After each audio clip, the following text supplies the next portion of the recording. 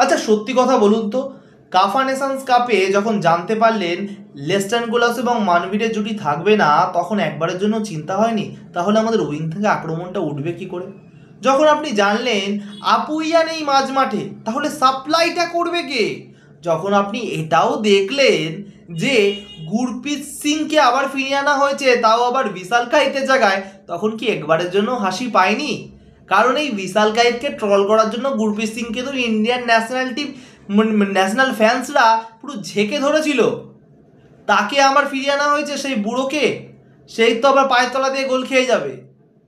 খাবার খালিদ জামিল সেখানের কোচ, একজন তান্ত্রিককে কোচ করা হয়েছে, যার বিদেশের কোনো টেকনোলজি অত ভালো না, বিদেশি মানের কোচ নেই এখানে, দেশীয় কোচ খালিদ জামিল। সে কি কিছু পারবে? তান্ত্রিক কি হাতে তাবিজ গুজে দেবে? তান্ত্রিক পেরেছে, কাফা নেশনস কাপে ব্রোঞ্জ এনে দিয়েছে এই তান্ত্রিক। না না না, আমি ভুল বললাম। এখানে এইসব বাজে আলোচনা করে লাভ নেই, কারণ আমাদের ফিফা র্যাঙ্কিংয়ে তো কোনো উন্নতি হয়নি। ফিফা র্যাঙ্কিং তো আমাদের এক ধাপও এগোবে না, আমরা যেখানে ছিলাম সেখানেই তো আছি। ফিফা র্যাঙ্কিং তো আমাদের উন্নতি হবে না, যতই আমরা ব্রোঞ্জ পাই, ফার্স্ট পজিশন পাই না কেন, আমাদের কোনো লাভ নেই। কাফা নেশনস কাপে মাথা ব্যথা নেই, বেকার একটা কাপ। আপনি ভুল ভাবছেন, আপনি ভুল ভাবছেন। আপনি তখন হেরে যান যখন আপনার অপোনেন্ট একজন স্ট্রং অপোনেন্ট হয়, খেলার আগে আপনি তখন হেরে যান।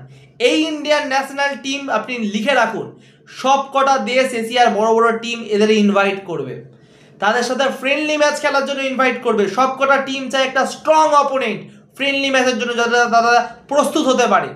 আমাদের ইন্ডিয়ান ন্যাশনাল টিমে বেস্ট প্লেয়াররা নেই এই মুহূর্তে।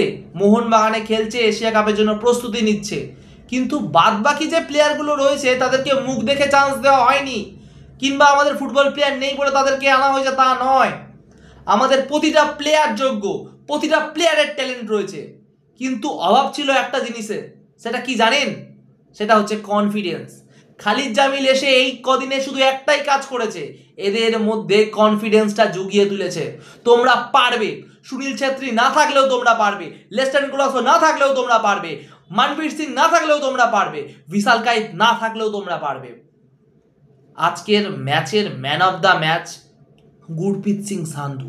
হাতে গোনা কয়েক দিন আগে গুরপ্রীত সিং সান্ধুকে ট্রল করা হয়েছিল বাজেভাবে। আজকে যে ম্যাচটা জেতানো হলো না, সেটা গুরপ্রীত সিং সান্ধু একা কাঁধে নিয়ে গোলকিপিংয়ের মাধ্যমে অনেকটা ভরসা জুগিয়েছে পুরো টিমকে। আমাদের নিঃসন্দেহে আমাকে বলতে হবে যে আমাদের কিন্তু ফরওয়ার্ড প্লেয়ার স্ট্রাইকার নেই। আমি জানি না এডমানকে কেন ট্রাই করছে না, এডমান যথেষ্ট ভালো একজন ফরওয়ার্ড প্লেয়ার। এবং এই কথাটা আপনি ভাববেন না, আপনি যদি মোহনবাগান সমর্থক হন, এটা ভাববেন না যে মোহনবাগানকে অপমান করা হচ্ছে, একদমই না। মোহনবাগানের জায়গায় অন্য কোনো টিম থাকলে তারাও করতো। লাখ লাখ কোটি টাকা দিয়ে দেওয়া হয় ক্লাবকে, ন্যাশনাল টিমের থেকেও বেশি টাকা দেওয়া হয়, কারণ ক্লাবটা যাতে এশিয়ার মঞ্চে ভালো পারফরমেন্স করে। কিন্তু বাদ বাকি প্লেয়াররা তো বানের জলে ভেসে আসেনি, সবাই তো সিঁড়ি ভাঙতে ভাঙতে ভাঙতে ওপরে উঠেছে। তারা কেন পারবে না? করে দেখিয়েছে। নিজের উপর কনফিডেন্স থাকলে আপনি বিশ্বজয় করতে পারবেন, সেটা করে দেখিয়েছে। এত ভয়, এত চিন্তা, এত কিছু নিয়ে খেলা যায় না, বা একজন আছে সে করবে তার ভরসায় আমি সারা জীবন থাকবো, তা হয় না। করে দেখিয়ে দিয়েছে। আগামী দিন যতগুলো টিম আসবে এশিয়ার মধ্যে, সবাই একটু হলেও চিন্তা করবে এই টিমটার কি যোগ্যতা আছে। আগামী দিন মোহনবাগানও এশিয়ার মঞ্চে এশিয়াল 2-তে নিজের নাম জয় করবে। অলরেডি ইন্ডিয়ান ন্যাশনাল টিম নাম জয় হয়ে গেছে, খালিদ জামিলের চাকরি পাকা, এবং আমার আপনার কনফিডেন্সও বুস্ট হয়েছে। আজকে ভারতের জয় হয়েছে। ভালো থাকবেন, সুখে থাকবেন, খেলতে থাকবেন ফুটবলের সাথে, সব খেলাও। টাটা।